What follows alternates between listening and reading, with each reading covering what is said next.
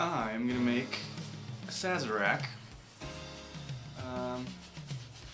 just so I can start to figure out what I might want to do for my own Sazerac interpretation. Because a Sazerac is not an absinthe cocktail. It gets put on that list because there aren't enough absinthe cocktails, but it's just a fucking old-fashioned. Like, come on. Come on. So let me whip up the best Sazerac that I can, and then, in the future, I will whip up one that I think is also worthwhile, see what I can start playing with. So let me get it started in here. I'm going to start off as spec as possible. They don't have sugar cubes, but I'm going to use white sugar. In the future, I will inevitably use agave syrup. That's what I always substitute things. This. Also, really traditionally, this isn't shaken, it's just stirred.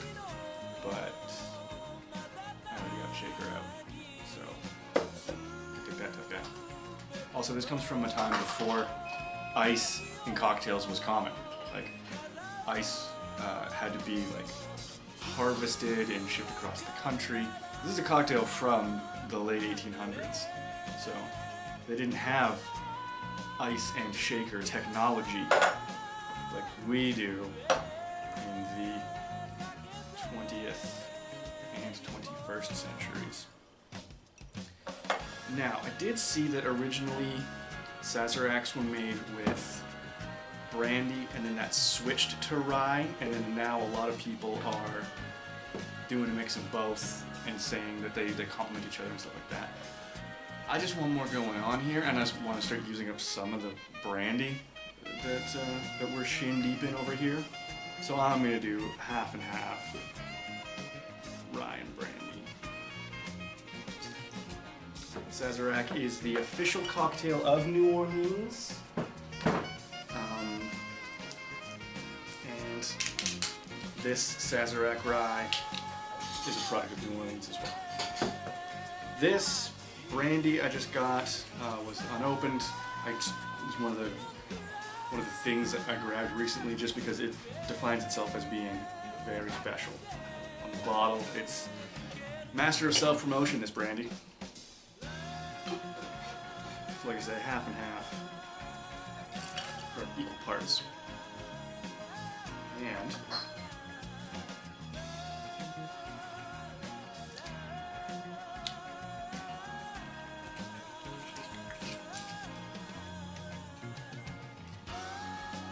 it's a brandy. Again, the most traditional thing to do is put some absinthe in the glass, swirl it around. I don't know why the F you would bother doing that. I'm just going to go ahead and put some absinthe in this. And I'll do like a quarter-ish ounce. Yeah. This is also not very strong absinthe. It's very mellow compared to the anise flavor in my other beloved things like anise forte or even Pernod. And then, in America, you get the sugar.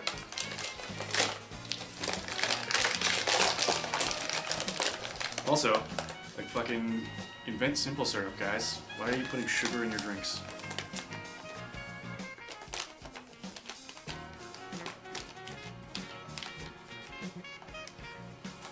There. That much sugar. And I'm gonna check if there's bitters of any kind. Yeah, there's bitters.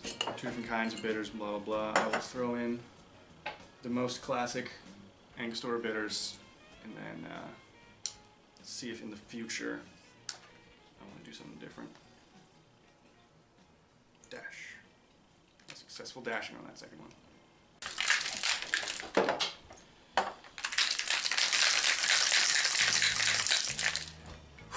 It's getting so cold. I'm going to open pour this because it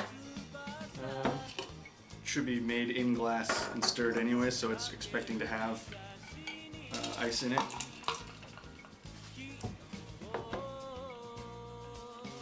We got Got some cats running around. They're excited. They're pro Sazerac.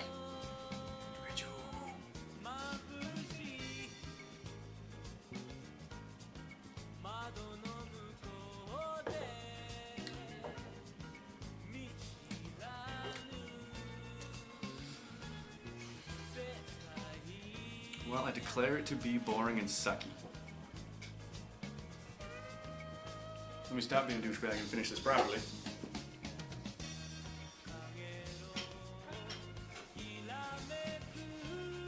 We don't have a good peeler, so I'm gonna, as best I can. Fighting cats in front of the bat.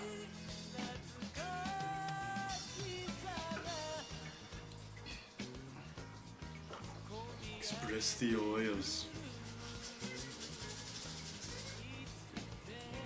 Drop it straight in. There, now it's complete. And now I can say that it sucks and I don't like it.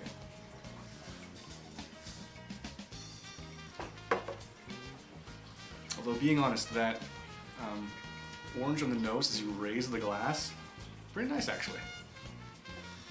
Let's see if I can change the flavor by throwing in orange bitters. This is now the experimental bullshit portion of this video.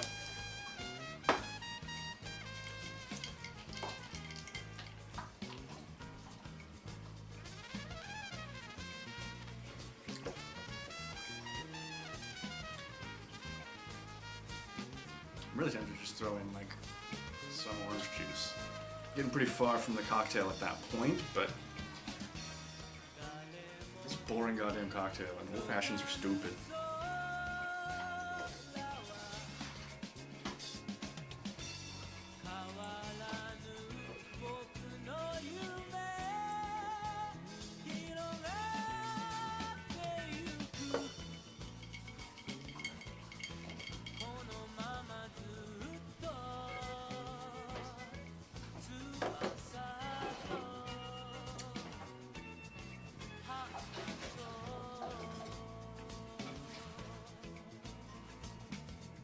Yeah, it's just, I don't know, man, there's nothing there to even think about working with.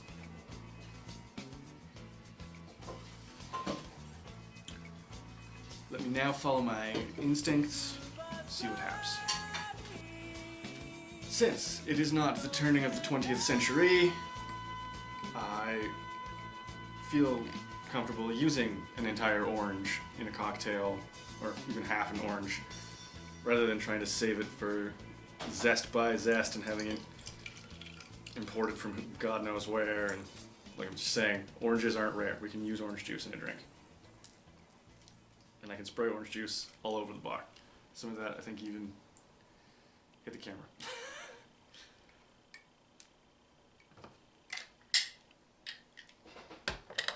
Next, obviously, I'm gonna do it. Mellow corn.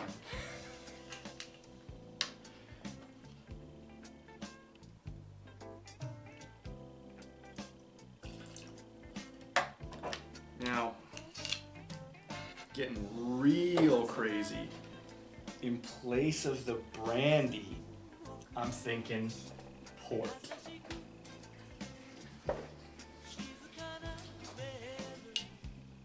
I've been really wanting to try a Manhattan using port instead of sweet vermouth because they're all kind of the same thing. Let me just throw in a half-c's here. Don't need to sweeten it too much.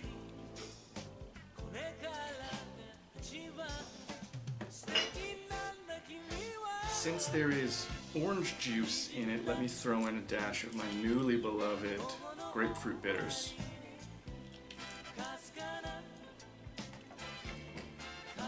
Because there's port in it, I'm not going to bother with any kind of... you know what, fuck, I was going to go grab the agave syrup. Fuck it, I will just put in another dash of white sugar.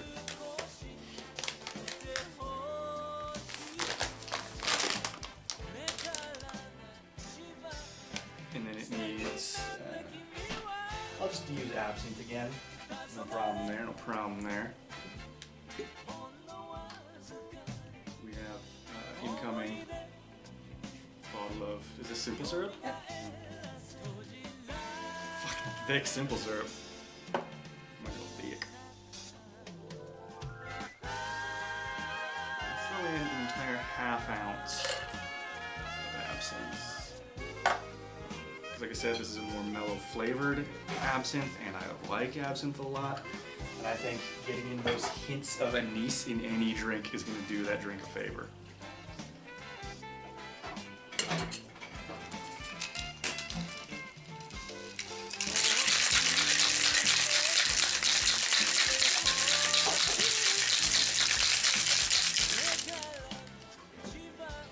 Then, being truly irresponsible and perhaps sickening myself,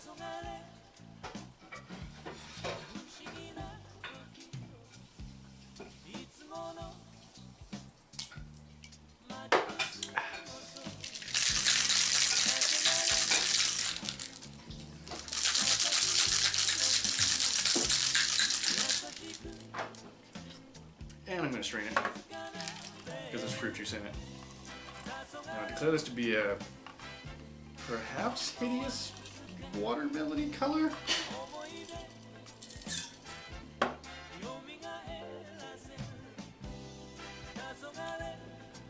If you've ever had pureed watermelon in a drink, this is very much what it looks like.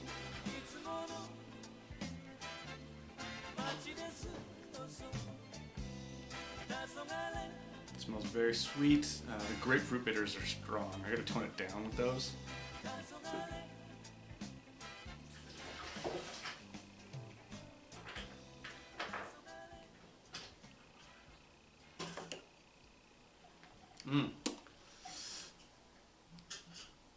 That's a million times better than a traditional Sazerac. But then again, it's also super cheating to just throw in a bunch of fruit juice and, dare I say, better tasting liquors. Because as we agreed, with the utmost apologies, I don't like this Sazerac rye. I'm comfortable saying this for the second time on the channel, but this was a misuse of $60. I bought it because it was lonely, and it should have been lonely for a reason. Whereas, my beloved mellow corn running out again. Oh, mellow corn, hit me up. Give me a sponsorship. We got 6 figures of views on all these videos if you think all those figures are zeros. You just put 6 zeros in a row. That is an accurate mathematical representation of how many views we get. So yes, mellow corn is a great addition to just fucking anything. It's any brown liquor you're putting in something, switch it out for mellow corn. Some of the white liquors, switch it out for mellow corn. It'll get you through it every time. When you say Tennessee, Louisville, Kentucky. Damn straight, mellow corn.